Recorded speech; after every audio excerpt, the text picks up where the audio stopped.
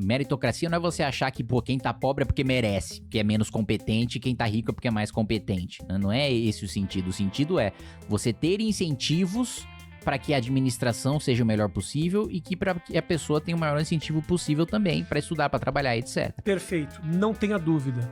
Agora, para que você, se realmente a chave é uma mudança na educação, é uma mudança muito, muito demorada, complicada e que exige um investimento. Existe uma mudança de mentalidade pra caralho, de administradores e tudo mais.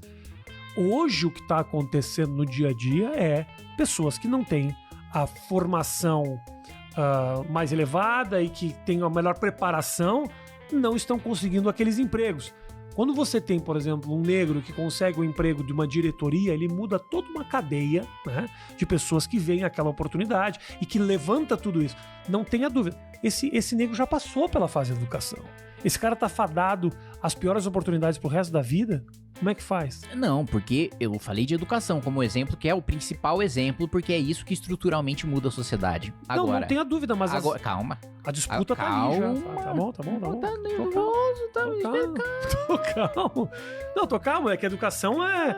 Educação estrutural, é a longo prazo. Sim, a base, sim. É a base, claro. Muito bem.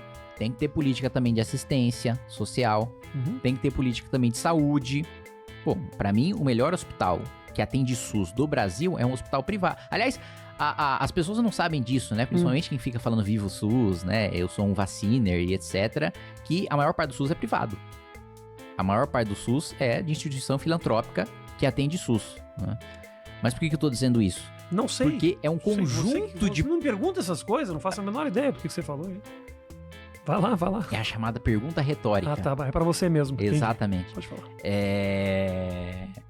Intimidade é uma merda, né? Porque a gente já se maltrata, já e Não, pode falar, tô ouvindo. Não, eu sei que a gente pode falar, mas assim, as pessoas às vezes olham e devem achar, puta caralho, que deu uma patada, como ele é escroto. Tramontina. É isso, já faz um meme, assim. Não, eu odeio esse meme do corte rápido, porque eu acho muito tosco, mas enfim.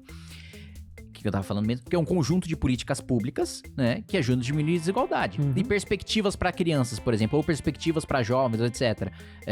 Eu, por exemplo, quando tava lá estudando em Indaiatuba e tal, a filial da Globo lá na minha cidade era a EPTV, né, lá em Campinas. E aí tem um concurso de redação, não sei se tem ainda, mas na minha época tinha um concurso de redação da EPTV, que a melhor redação você ia conhecer o Tarcísio Meira. Não. Você ia conhecer a redação lá da EPTV, né? A câmera, etc, né? O que hoje, parando pra pensar, é uma bosta, né? Porque você foi ver um monte de câmera parada.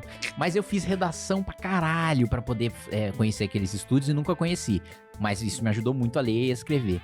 Tem um programa na Secretaria de Educação do Rio de Janeiro, que é tipo, os 50 melhores alunos vão pra NASA e pra Disney. Puta, isso, pra um aluno da periferia, é...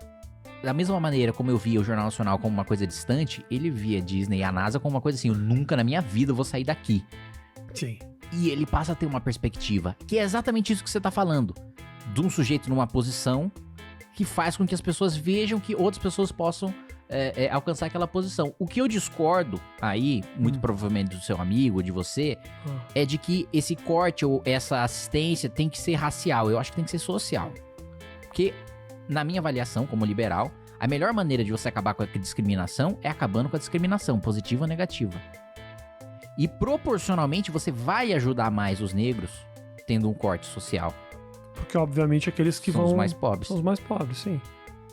Sim, não tenha dúvida. Não, talvez eu ter usado a questão racial não tenha sido... a melhor maneira de expor a minha questão. Eu tô falando de pessoa com menos oportunidades. E, inevitavelmente, num país como o Brasil, acaba sendo racial. Não a divisão, mas o problema em si. Não, acho que o problema em si é mesmo a falta de oportunidade e por si só, sim, né? Não falta de oportunidade em razão da raça. Mas quem é? Não é em razão da raça, não tenha dúvida. Mas quem é que tem menos oportunidades no país ainda, cara? Escravidão era aqui, 1900, 1888, quer dizer... Quem é o mais pobre? É um processo muito recente, ou seja, o negro é o mais pobre. Eu concordo com você. Nós estamos concordando. Não acho que a questão é única e exclusivamente racial. Agora, você tem um país extremamente preconceituoso e reacionário, cara. Um presidente da República que fala os absurdos que ele fez e com a possibilidade de ser reeleito. É um cara que foi votado.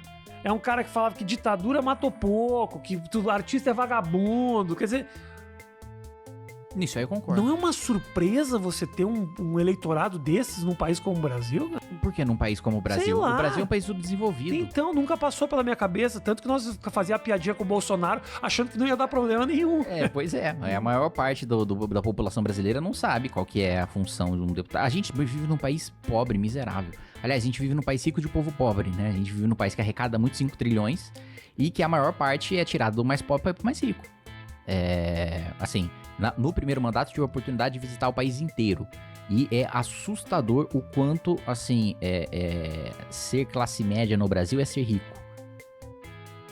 É assustador o quanto... Eu achava, assim, que tinha algum pingo de pobreza na minha vida porque de vez em quando cortavam a água e a luz de casa.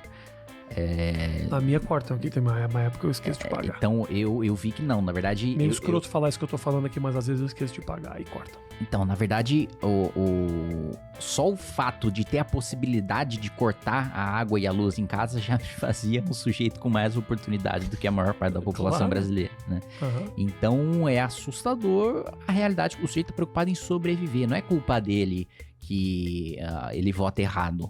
Eu tô falando, pouquinho, você é um liberal, você não tá defendendo a responsabilidade individual dele. Não é isso. É que o sujeito tá preocupado em sobreviver. Dentro ali da hierarquia de prioridades dele, ele tá tomando a melhor decisão pra si mesmo, que é antes de saber qual que é a diferença entre o deputado estadual e o federal, ele precisa saber o que ele vai comer na janta. Né? Sim. Então, esse é o país que a gente tem. E esse país que a gente tem é o país em que o Bolsonaro consegue viralizar que o PT entrou no TSE pra tirar uma reclamação do Janones de um vibrador que quebrou porque ele botou leite condensado. E essa porra viraliza e pega no eleitorado. Esse é o país em que vai lá o PT e consegue viralizar que o Nicolas Ferreira tava lá mamando um cara. E aí, eu acho bem provável. E isso sai na manchete da Folha como uma grande preocupação da campanha do Bolsonaro. Tipo assim, a preocupação... Foi manchete da Folha. A preocupação, né, da campanha do presidente da República é de se um dos seus principais aliados é gay ou não. É esse o país que você vive, Rafinha. Então, tá vendo? É isso que eu tava tentando te provar. Não, você acaba de concordar comigo. Nós concordamos. Então olha pra câmera e fala, concordo com o Rafinha. O Rafinha concordou comigo. Caralho.